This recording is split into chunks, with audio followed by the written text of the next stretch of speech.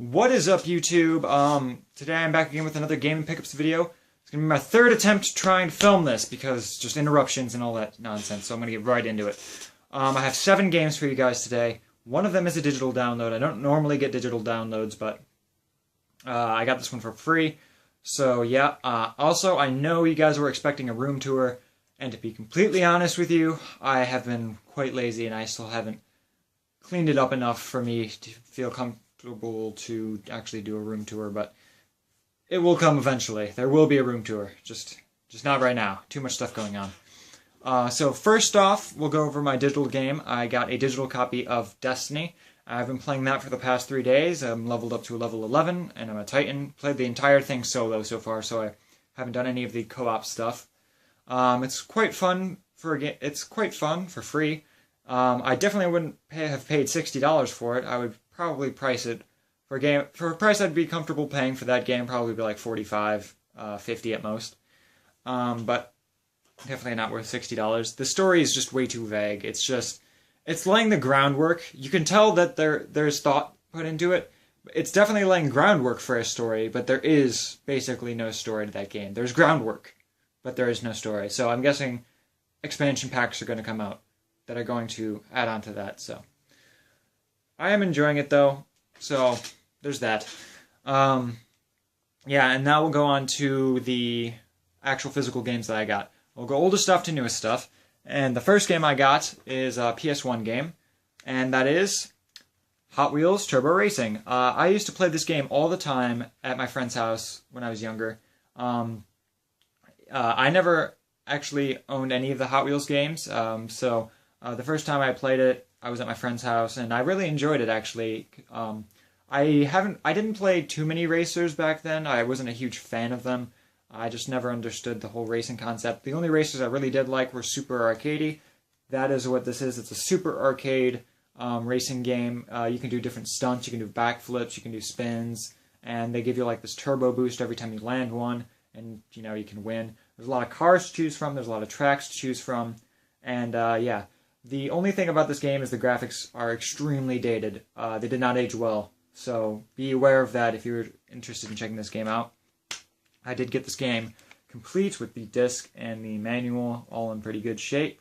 I really like the disc art on this game. It's a very nice disc art, so I wish a lot more PS1 games had a lot more colorful disc art.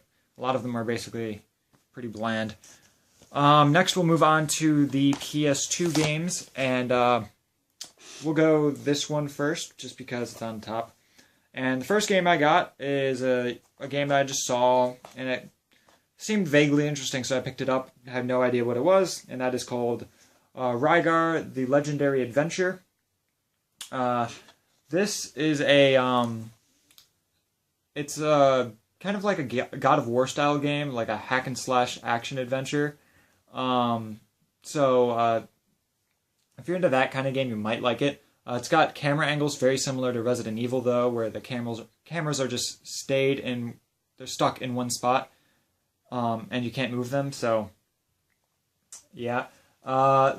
Basically, the main story for this game is you play as this guy right here, and the gods give you this shield, and the shield has this chain stuck to it, and it has these blades that are also underneath it, so you can like fling the shield around and hit enemies and do combos and cool stuff like that.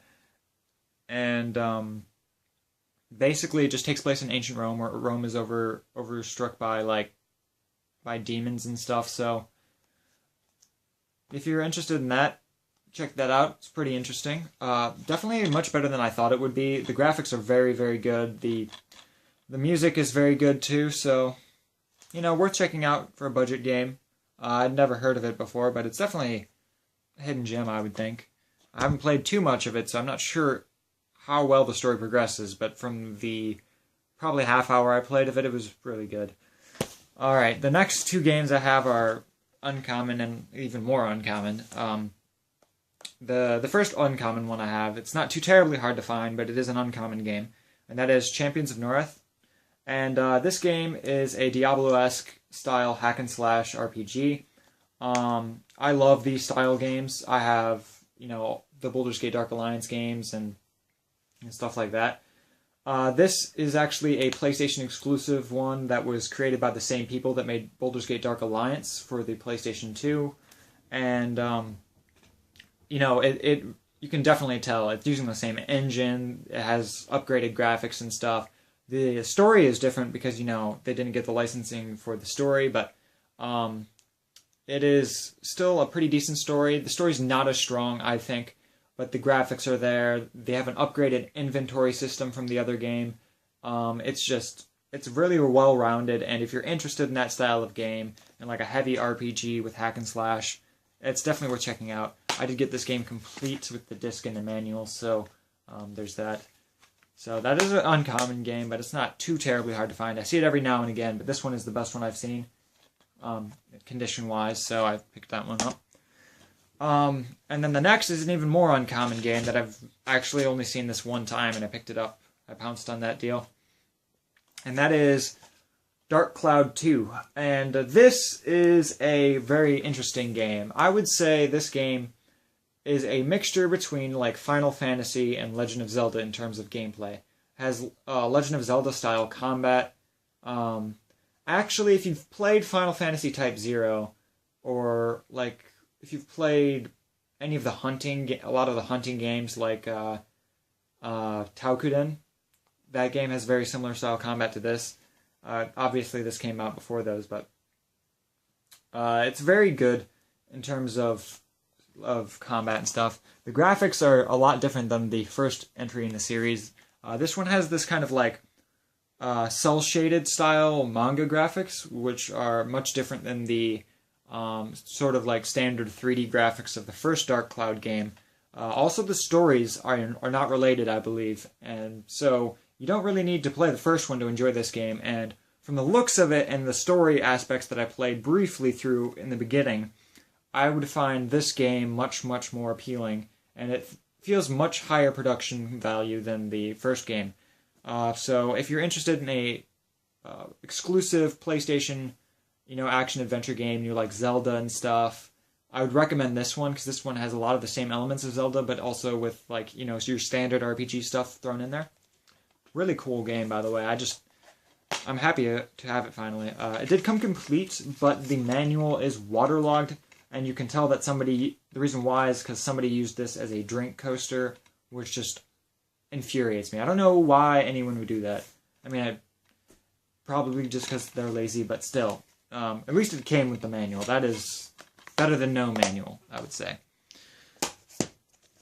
Alright, and the next two games that I have are the games that I had pre-ordered because, it is Brokevember, so there is tons of games coming out, and I have 3 on pre-order for this month alone. I have a game coming out next week as well as the games that I had just picked up.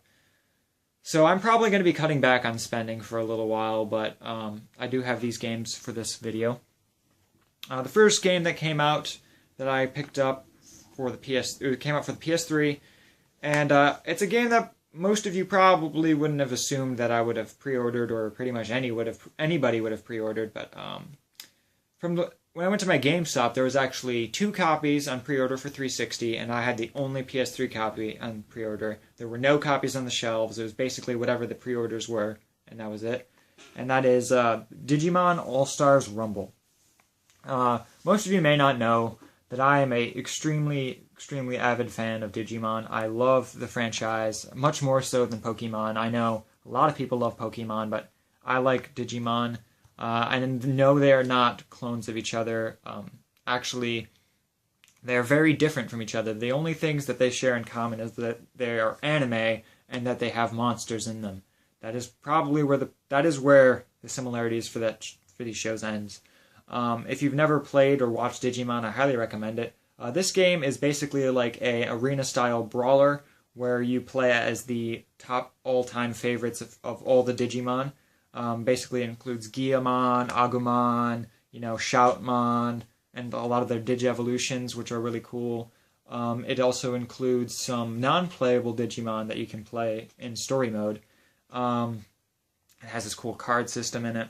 But there's only 12 Digimon that you can unlock to play, which is kind of low but this is a budget game. This retails for $40. So this is the first Digimon game in like 8 to 10 years that has come out in the United States. So basically, I avidly wanted to support the production of more Digimon games for the United States, so I picked this up. And it actually beat my expectations. The only downside is that there is no online play. They said they might add online play if they sell enough copies, but I doubt they will. Digimon games have a history of selling really bad, but I'm really excited to have that game. So if you're interested in like a party brawler, check out Digimon AllStars Rumble. It's actually really fun. And the last game I picked up is for the Vita. It just came out as well, which you guys probably know what it is if you've... Well, I mean, there's 2 games that came out, but... I picked up the physical copy of Tales of Hearts R. Now, I picked this up, number 1, because it's a JRPG, and I love JRPGs. I normally don't pre-order JRPGs, because, they don't sell very fast, so I really don't have to. But the reason I pre-ordered this one is because this one, the only time you're going to be able to get the physical release is from GameStop in the United States, or in North America, I believe. And it's only a limited production, so I really felt the need to pre-order it so I could guarantee a copy, because it's limited production, and you can only get it at GameStop, which just spells like a case for a rare game in the future, and I didn't want to have to pay out the butt to actually get this game later on.